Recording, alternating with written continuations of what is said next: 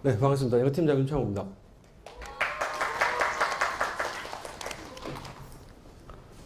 사진은 이거 넘어가고. 네. 지금 보면, 지금 학습 초반인데, 제가 지금 뭐 센텀이나 남천점 같은 경우는 직접 관리를 하고 있고, 그 다음에 나머지 지점 같은 경우는 이제 각 지점 영어 선생님들이 상담을 하신 내용을 제가 전체적으로 지금 다 확인을 하고 있는데, 일단 제가 느낀 거를 먼저 하면 지금 학습 초반이라서 그나마 다행이에요. 왜 그러냐면 지금 대부분 학생들이 영어 학습을 어떻게 진행을 해야 되는지에 대한 어떤 그런 부분이 조금 막연한 것 같습니다. 그냥 단어만 외우고 문제만 풀면 영어가 된다라는 어떤 그런 식의 마인드를 갖고 있고, 저도 학창시절에 그래서 영어가 제일 싫었습니다. 영어가 제일 싫었는데 지금 제가 영어를 가르치고 있어서 좀 이상하죠, 그렇죠? 그런데 일단 영어 같은 경우가 제일 학생들이 미루기 쉬운 그런 과목 중에 하나입니다. 심지어 이제 국어하고 수학하고 탐구 열심히 하다가 할 게 없으면 잠시 영어 보는 친구들도 있어요. 그래서 이제 영어 학습을 어떻게 진행을 해야 되는지 제가 오늘은 그 부분에 대해서 조금 설명을 해드리겠습니다. 자, 보시면 일단은 영어는 기본적으로 5단계로 나눠져 있어요. 5단계라기보다는 5파트죠. 그렇죠? 제일 처음 영어에서 핵심이 되는 부분이 이제 복합입니다. 어휘입니다. 그렇죠? 어휘가 이제 전체적으로 잘 돌아가야 영어가 잘 돌아간다고 생각을 하시면 돼요. 그런데 어휘 공부를 학원에서 만약에 테스트를 진행을 하거나 아니면 학원에서 이렇게 교재를 선정을 해주거나 하지 않았다면 과연 여기 앉아 계신 친구들 중에 혼자서 그렇게 주기적으로 어휘 공부를 하는 친구들이 몇이나 될까? 자기가 한번 생각해 보세요. 내라면 내가 그렇게 꾸준하게 영어 공부를 할까?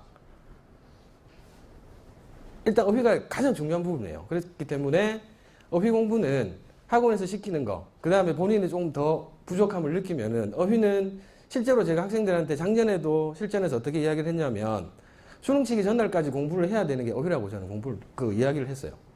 수능 치기 전에 학생들이 많이 옵니다. 선생님, 수능 치기 전날 영어는 뭐 해야 돼요? 합니다. 저는 100% 그렇게 이야기했어요. 수능 치기 전에 네가 헷갈렸던 어휘들 봐라. 그리고 이렇게 조금 고질적으로 안 외워지는 그런 어휘들 봐라. 네가 그때 문법을 하든 뭐 리딩을 하든 해도 좋은데 아마 그건 네 머리에 안 들어올 거다. 그래서 어휘가 굉장히 중요합니다. 영어 학습에서 어휘는 학습 초반부터 학습을 마무리 지을 때까지 뭐 몇 월 달부터 몇 월 달까지는 어휘를 조금 이렇게 많이 하고 그 다음에는 조금 쉬었다가 그 다음에 다시 어휘를 하고 이런 건 안 통해요. 어휘는 계속적으로 꾸준하게 반복을 해야 됩니다. 그 다음에 이제 두 번째가 이제 그래마 문법이죠. 그렇죠? 자, 학생들이 제일 많이 물어보는 게 선생님 수능에 문법 문제 한 문제 나오는데 문법 해야 됩니까? 그럼 저는 100% 다 그렇게 또 이야기를 했어요. 문법은 해야 된다. 왜? 해석의 어떤 과정에서 해석의 시작이 문법이에요. 기본적인 문법 체계가 정립이 안 돼 있으면은 해석 자체가 안 됩니다. 그리고 해석 자체가 이상하게 돼요. 그런 경험들 많이 하셨을 겁니다. 단어를 찾고 이렇게 다 했는데 내가 지문을 보고 생각했던 그 내용이랑 해설지에 나와 있는 해석이랑 달라요. 그러면은 이제 좌절이 조금 오거든요. 그런 부분들이 어떻게 보면은 기본적인 어떤 그 문장 체계라든지 문장을 구성하는 그런 어떤 요소들에 대한 조금 빈틈이 있었다라는 그런 부분인데, 그래서 이제 일단 해석에 관련된 부분이 지금 세 번째 단계로 나오는 이제 구문입니다. 그래서 이제 어법이랑 구문이 같이 돌아가야 원활한 해석이 됩니다. 일단은 해석이라는 거는 영어를 한글로 옮기는 과정이죠. 그렇죠? 머릿속으로. 의미를 뽑아내는 과정입니다. 국어 같은 경우는 학생들이 공부를 잘 하는 이유가 왜 그러냐면은 국어는 지문에 읽혀요. 한국 사람이기 때문에. 한글이에요. 근데 영어 같은 경우는 학습이 잘 진행이 안 되는 이유가 국어처럼 안 읽힙니다.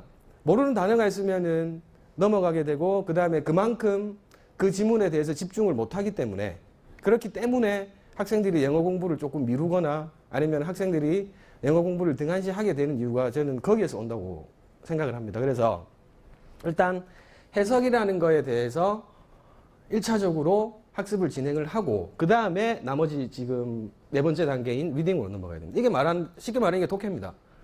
내가 해석을 통해서 영어 지문에서 내용을 뽑아가지고 그 내용을 어떻게 그 출제자의 의도에 맞게 내가 생각해서 정답으로 어떻게 이렇게 찾아가는 과정, 그거를 지금 공부를 하는 게 리딩인데, 대부분의 학생들이 거꾸로 하고 있어요. 문제부터 풉니다. 일단 문제부터 풀고 안 되면은 단어 찾고, 안 되면은 문법 보고, 안 되면은 구조 봐요. 단순하거든요. 한번 바꿔보세요. 의미를 먼저 뽑아야 내가 그 지문에서 어떤 이야기를 하고 있고 그 내용을 먼저 알아야 어떻게 이렇게 그 지문에서 원하는 어떤 답을 뽑을 수가 있는데 대부분의 학생들이 역으로 공부를 하고 있거든요. 그래서 제가 말하고자 하는 게 이제 그런 부분입니다. 그 다음에 이제 가외로 영어는 특히나 중요한 부분인데 EBS입니다. 그죠? 연계교재가 우리 국어하고 수학만큼 이렇게 뭐 연계교재가 이렇게 중요성이 뭐 물론 국어 수학도 그 연계교재가 조금 이렇게 중요하다 하지만 영어는 굉장히 중요하죠. 그죠? 그게 작년 뭐 재작년 재재작년까지는 그랬어요. 근데 작년 수능부터는 뭔가 달라지기 시작했습니다. 특히 여기 앉아있는 친구들, 제가 상담을 해본 친구들 중에 대다수가 저는 고3 때 EBS만 봤어요. 그렇게 해서 망했어요. 라는 친구들이 많이 있었거든요.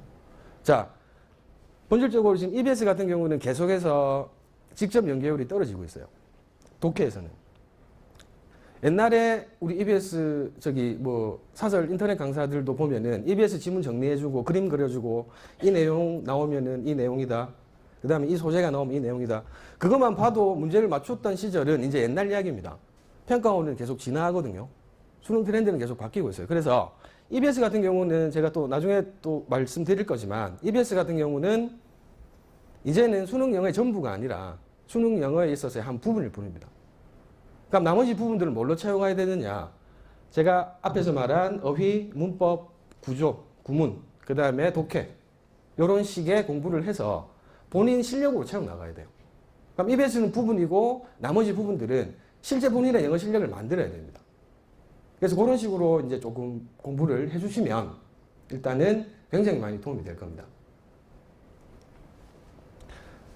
자, 그래서 어휘를 간략하게 조금 더 살펴보면은, 자, 제일 처음에 지금 한 권의 어휘 교재로는 역부족이다.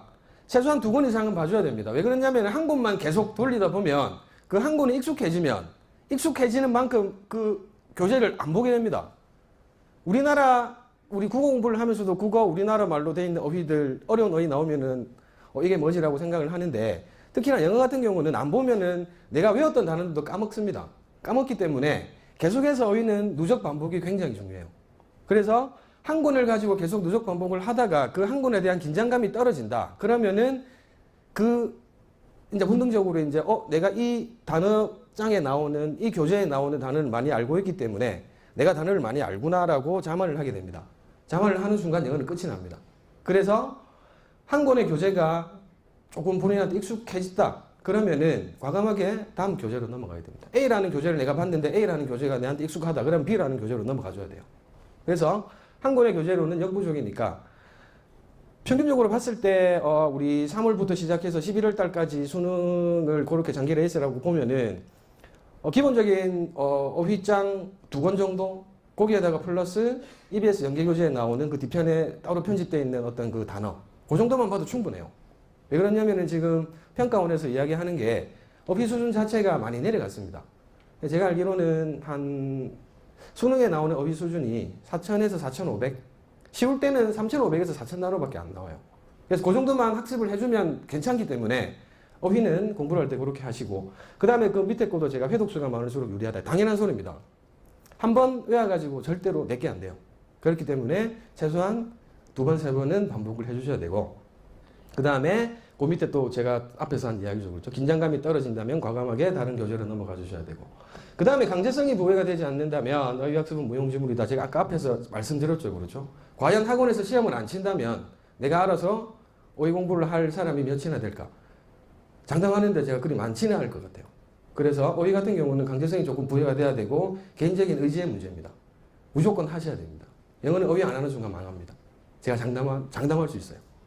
자, 그 다음에 어휘는 그만큼 중요한 게 이제 계속해서 반복해서 자기 걸로 잡아가는 게 중요하겠죠. 그렇죠. 그래서 어휘는 기본적으로 제일 중요한 거는 누적 반복입니다. 그렇게 해서 한번 학습을 한번 해보시면 굉장히 도움을 많이 보실 거예요. 자, 그 다음에 이제 어법이에요.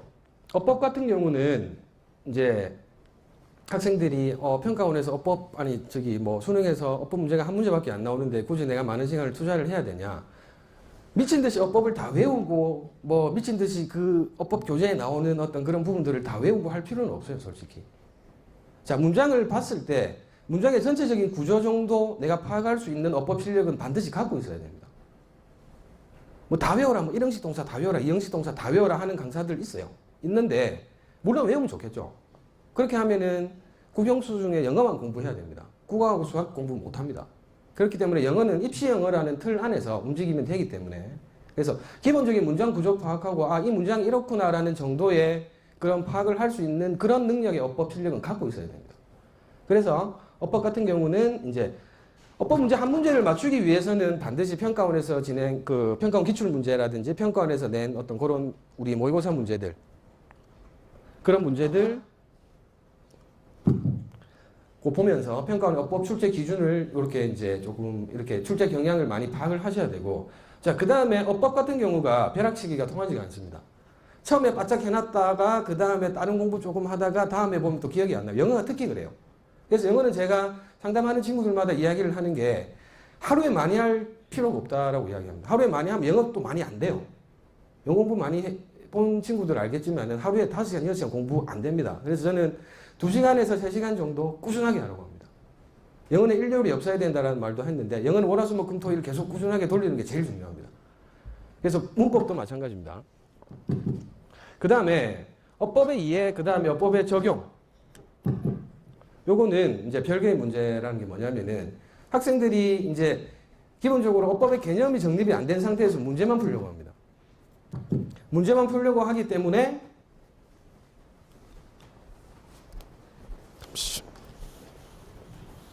죄송합니다. 그래서 문제 푸는 것도 좋지만 문제를 풀려면 기본적인 개념이 정립이 되어 있어야 되겠죠. 그렇죠? 그래서 기본적인 어법 개념을 정립을 하고 그 다음에 문제 적용으로 넘어가는 게 좋습니다. 그래서 제가 아까도 말했지만 전체적인 공부 방향이 거꾸로 됐다는 게 그런 이야기예요. 무작정 문제부터 풀려고만 합니다. 개념 정립은 안 됐는데 문제가 안 풀리죠. 그렇죠? 그럼 영어 같은 경우는 과감하게 학생들이 포기하는 경우가 많습니다. 그래서 일단은 공부 순서부터 한번 바꿔보세요. 그 다음에 이제 이해했다면 적용해라라는 이 이야기가 뭐냐면은 개념부터 정립을 하고 그 개념에 대해서 이해를 했으면 그러면 이제 적용하는 단계로 넘어가야 됩니다. 문제풀이를 하고 왜 내가 틀렸는지, 그리고 이게 이렇게 적용이 되구나, 그런 식으로 넘어가야 되는데 조금 순서가 잘못된 친구들이 많이 있기 때문에 제가 말씀을 오늘 드리는 겁니다. 그 다음에 한 문제의 영향력을 뼈저리게 절감하라라는 게 그거예요. 뭐 영어가 작년에는 뭐 6, 9월 시험이 쉽게 나오다가 실제 수능에서 조금 어렵게 나왔는데 항상 어법은 한 문제로 출제되고 3점으로 출제가 되죠. 그렇죠? 3점 놓치면은 굉장히 큰 마이너스입니다. 그리고 어법 같은 경우는 조금만 준비를 철저하게 하면 다 맞출 수 있어요. 그렇기 때문에 어법 같은 경우에서는 되도록이면 손해보지 말고 자기 점수 자기가 챙겨가세요. 자, 그 다음에 어법의 모든 것은 기본이 뭐 구문, 그 다음에 논리 독해, 요렇게 이제 전부 다 어법이 일단은 영어에 대한 기본이고 어법에서 구문, 그 다음에 어법에서 논리, 어법에서 리딩까지 시작이 된다고 보시면 됩니다. 그래서 어법은 제가 말씀드리고 싶은 것은 꼭 필요한 부분입니다. 그래서 어법 공부도 조금 열심히 해주세요. 자, 그 다음에 이제 구문인데, 구문 같은 경우가 쉽게 말해서 이제 학생들이 어법하고 구문을 조금 헷갈려요. 쌤, 어법은 뭐고 구문은 뭡니까? 이렇게 하는데, 자, 말씀드리면 어법 같은 경우는 문장을 구성하는 요소들입니다. 요리로 치면 재료예요. 그리고 구문 같은 경우는 요리의 한 그 완성품이라고 보면 됩니다. 문장의 구성 요소들에 대해서 어법에서 공부를 했다면 문장의 구성 원리를 공부하는 게 구문이거든요. 자, 문장의 구성 원리가 내 머리에 잘 들어온다, 내가 잘 이해가 된다 하면은 내가 가지고 있는 어휘력만 받쳐준다면 그 문장은 해석은 되겠죠. 그렇죠? 그렇게 되면서 아까 제가 말한 국어 공부를 왜 쉽게 영어보다는 쉽게 하냐, 국어는 한글이니까 읽힌다 그랬죠. 의미가 들어온다 그랬죠. 자, 구문 공부도 그렇게 하면은 구문이 잘 되어 있으면은 의미가 국어만큼 잘 들어오기 때문에, 그렇기 때문에 영어가 오답으로 갈 확률보다는 정답으로 갈 확률이 많아지는 겁니다. 그래서 구문 같은 경우도 뭐 구문책 여러 가지 있지만 제가 구문 공부에서 딱 한 가지만 말씀을 드리면 지금 시간이 조금 뭐 오버가 되는 것 같은데 구문에서 다른 거 다 필요 없어요. 자, 여러분들이 보는 뭐 인터넷 강의 교재 뭐 아니면 다른 교재들 많을 겁니다. 근데 구문에서 제일 중요한 부분은 그 교재에 나오는 문장의 해석에만 너무 비중을 둘 것이 아니라 왜 이 문장이 이렇게 성립이 되고 왜 이렇게 문장의 문장의 구조가 그렇게 되는지 구조적인 틀을 갖고 와야 돼요. 막말로 보면은 우리가 보는 모든 문장은 1형식에서 5형식 중에 한 문장입니다. 그렇죠? 그럼 1형식에서 5형식까지의 틀이 어떻게 확장이 되고 어떻게 늘어나고 어떻게 변형이 되는지 그 구조적인 틀만 정확하게 알고 있으면은 내가 가지고 있는 어휘 실력으로 모든 문장을 해석이 가능해요. 그렇기 때문에 이 구문 공부를 할 때는 구조적인 틀을 내 걸로 만드는 과정을 굉장히 열심히 연습하셔야 됩니다. 강사가 말하는 거 그때 이해했다고 그게 내게 되는 게 아닙니다. 저도 그렇지만은 제가 여러분들한테 수업을 하면서 해줄 수 있는 거는 이거는 이거다. 이해시키고 가이드 해주는 것밖에 안 돼요. 내가 가이드를 잘 받았다면, 학생 입장에서 내가 강사의 가이드를 잘 받았다면 그걸 내 걸로 만들어야 됩니다. 구조적인 틀을 내 걸로 만드는 과정이 굉장히 중요하기 때문에 구문 같은 경우는 그렇게 반드시 적용하는 과정을 거쳐야 됩니다. 강의 보는 걸로 끝나지 말고 선생님 수업 듣는 걸로 끝나지 말고 연계교재, 기출문제 우리 풀 거 많아요. 문제집. 거기 하나하나 적용하면서 내 해석 실력 높여가는 게 구문 학습의 핵심입니다. 그거 하나만 제가 말씀드리겠습니다. 자, 그 다음에 이제 리딩으로 넘어가는데, 약간 구문에서 이제 리딩으로 이제 넘어오기 전에 이제 그런 제가 아까 방금 말씀드린 그런 적용 과정을 반드시 많이 거쳐야 됩니다. 많이 거쳐서 해석이 어느 정도 원활하게 된다라는 전제하에 구문으로 넘어와서, 즉 독해로 넘어와서 실제 이제 문제 푸는 스킬들을 배워야 돼요. 자, 이런 유형들은 이렇게 글을 쓴다. 필자의 입장은 이런 거다. 뭐 저런 거다. 이런 게 해석이 일단은 돼야 뭔가 이해가 되겠죠. 해석조차 안 되는데 문제를 푸는 스킬만 갖고 있다면 뭐 그거는 문제 푸는데 아무런 도움이 안 됩니다. 그렇기 때문에 반드시 리딩 수업은 제가 앞에서 말씀드린 어법이라는 구문 학습을 반드시 철저하게 거친 뒤에 기술적인 어떤 이런 학습으로 넘어와야 됩니다. 그래서 대부분 학생들이 지금 보면은 독해부터 먼저 하고 역으로 가는데 그게 아니고 기본적인 개념을 정립을 하고 적용으로 와야 됩니다. 그래서 해석을 원활하게 할 수 있는 정도, 그 실력이 되면은 리딩 강의. 리딩에서는 해석을 다뤄주지는 않습니다. 이게 왜 이렇게 해석된다라는 이야기는 안 해요. 리딩 강의 같은 경우는 얘가 이렇게 이야기하고 있으니까 이걸 강조하고 그렇기 때문에 이게 답이다라는 이야기밖에 안 해줍니다. 그래서 이 사람이 이렇게 이야기를 하고 있구나, 이 내용이 이거구나라는 거는 구문하고 어법하고 구문 공부를 하면서 확실하게 본인이 자기 걸로 만들어야 됩니다. 자, 그 다음에 마지막입니다. EBS 같은 경우 저도 이제 이게 조금 제가 이렇게 감히 말씀드리기가 좀 그런 부분이 작년에도 평가원에서는 70%를 연계한다 했어요. 평가원에 3월 달에 대국민 발표를 할 때 70%를 연계하겠다. 다만 20%는 간접 활용을 하겠다. 50%는 직접 연계하겠다라고 이야기를 했어요. 그럼 20%를 간접 활용의 어떤 조건이 뭐냐? 소재 정도만 활용을 하겠다. 근데 정작 보니까 소재가 우리 영어 공부를 하신 친구들은 다 알겠지만은 소재가 같은 지문은 수백 수천 개입니다. 그건 비연계예요. 제가 봤을 때는. 실질적인 연계율은 작년에 50%였거든요. 50%였는데 직접 연계가 되는 50%에서도 대다수는 듣기로 빠졌습니다.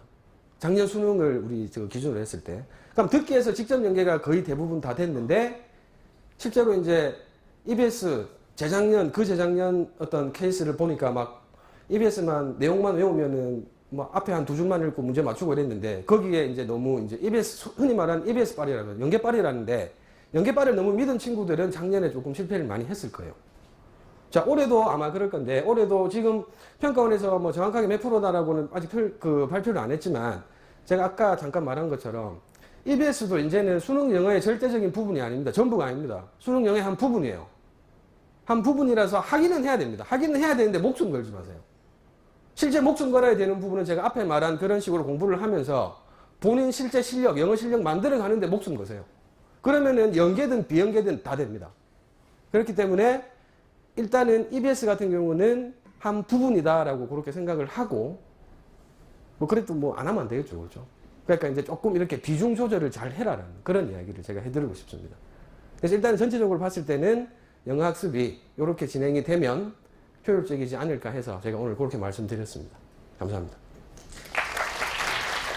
일단 제가 옆에서 들을 때도 가장 중요한 부분이 여러분들이랑 상담을 해보니까 여러분들이 EBS에 대한 압박감 때문에 지금 기출도 안 돌리고 뭐 실력도 안 올랐는데 EBS를 봐야 될까 이런 고민을 많이 하는데 거기에 대해서 제 경험적으로 대답을 드리자면 경험적으로 반수생들도 많이 들어오지 않습니까? 근데 반수생들이 원래 3월 달부터 시작하는 친구들보다 크게 뭐 점수가 낮거나 이런 건 아니거든요. 그러니까 자기의 실력이 올라온다면 입에서 보는 것도 금방입니다. 그렇기 때문에 과감하게 좀 늦추고 하시는 게 좋습니다. 꼭 기억을 하시는 게 좋은 게 EBS 같은 경우 지금부터 당장 한다. 만약에 자기가 4등급이 돼. 그럼 뭐 어느 정도 쉬운 문제는 되는데 나중에 어려운 문제는 해설을 봐도 내가 이해가 안 돼. 그러면은 내가 또 구문론이 안 된 것 같아서 뭐 이명학 신텍스를 들어. 근데 이명학 신텍스 듣다가 또 중간에 잘 안 되거든. 그럼 또 일리를 들어.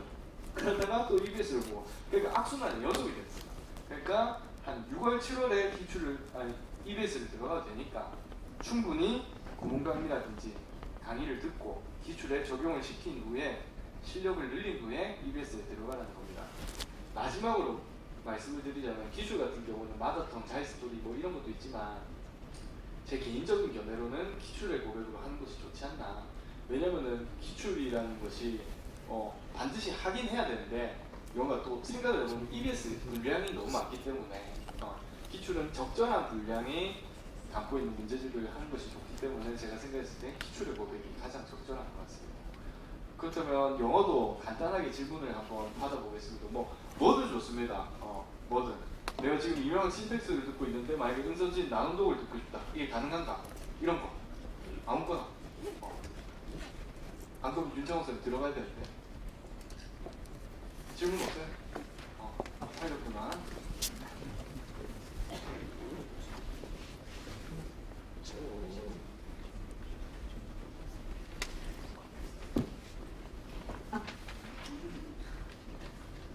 그냥 말하면 돼.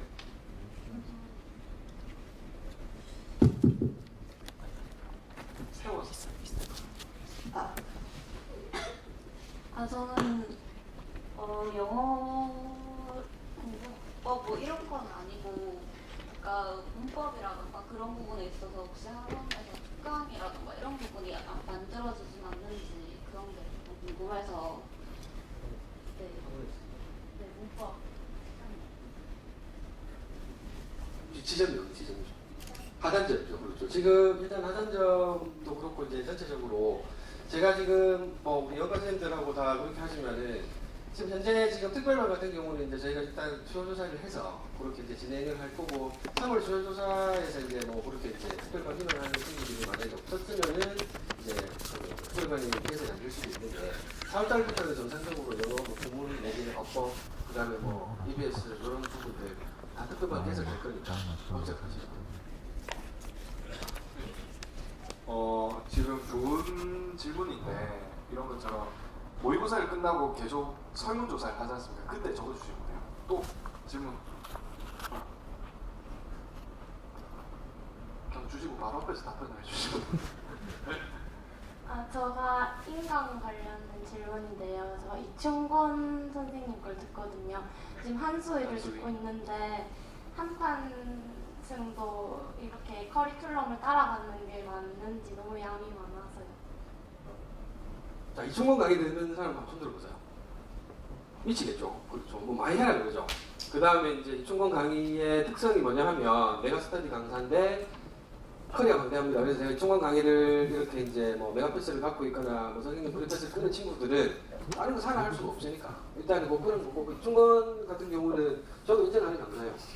영어를 혼자서 이렇게 할 수 있도록 만들어주는 강사인데 단지 커리가 굉장히 강대합니다. 그래서 한수위 시리즈가 이제 기본 시리즈가 되겠고 그 다음에 한판승이라고 이제 나중에 심화 시리즈인데 일단 작년 수능 어떤 그런 수준들 그 다음에 작년 6월 9월 그 다음에 올해 교육청 지금 3월 달에 친 거 전체적인 수준을 봤을 때 그리고 한 5개년도 정도 기출 실제 기출 이제 6, 9 수능 그 기출 문제들 전체적인 난이도를 봤을 때 한수위 시리즈만 잘 진행을 해도 크게 상관은 없어요. 그리고 한판승 시리즈 같은 경우가 한수위 시리즈하고 아예 이렇게 다르게 뭔가 구성하는 게 아닙니다. 한수위에서 조금 살만 붙은 거예요. 그래서 한수위 시리즈만 잘 진행을 해도 실제 우리 수능 정도 난이도의 그 문제를 푸는 데는 큰 그건 없습니다. 그래서 한판승은 제가 봤을 때는 필수제는 아니에요. 선택제입니다.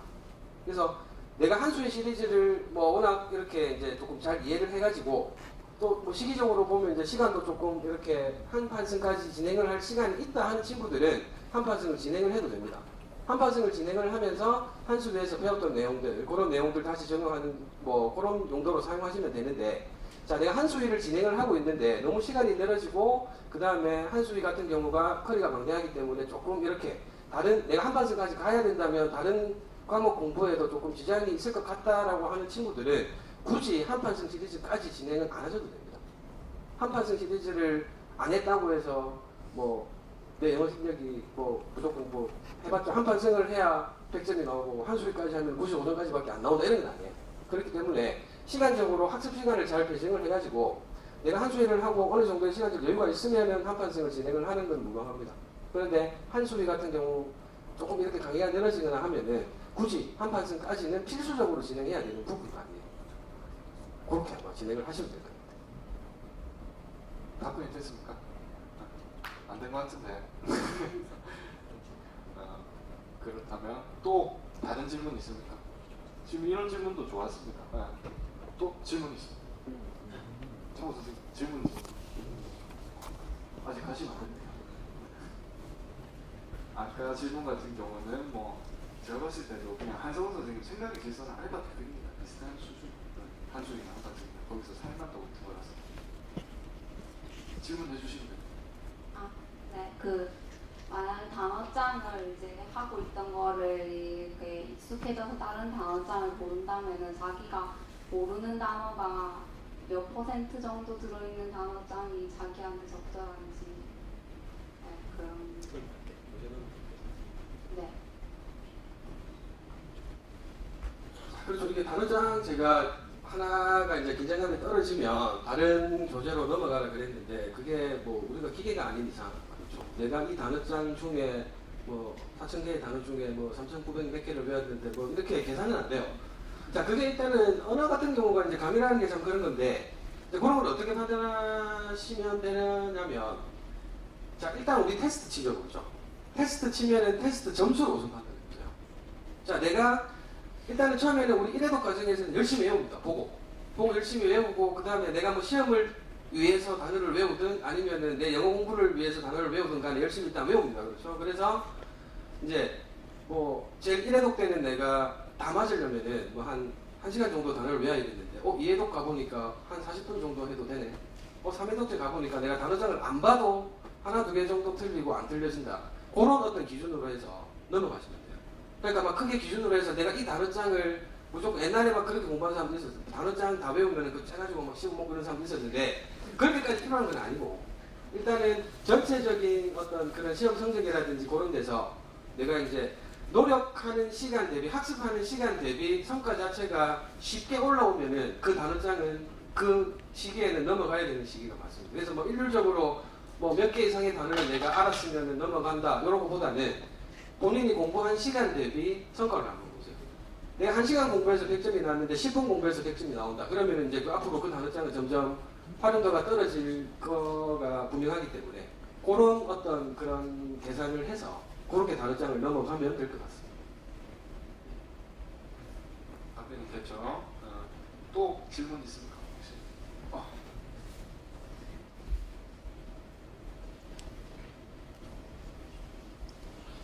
오늘 같은 경우는 뭐 설명도 중요하지만 질문 답변 이런 게 중요하니까 수학 시간에도 좀 많이 활용을 해주세요.